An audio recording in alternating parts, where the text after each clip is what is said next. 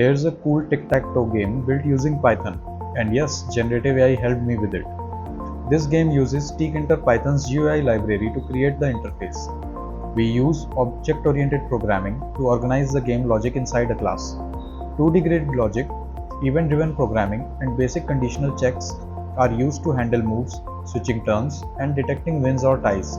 Even the GUI styling uses Python's built-in font and color tools.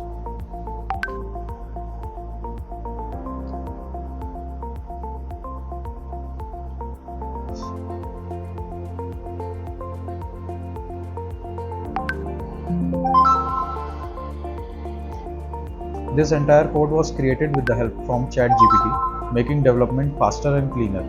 Want to learn how to use GenAI and make these fun games using Python? Join the GenAI course at Digital Training Lab today.